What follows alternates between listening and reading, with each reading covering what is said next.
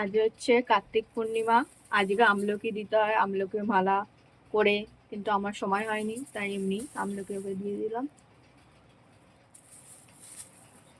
এই যে ছোট ছোট নিয়ে এসেছিলাম যে মালা করব, কিন্তু সত্যি কথা বলতে সময়ের অভাবে করা হয়নি।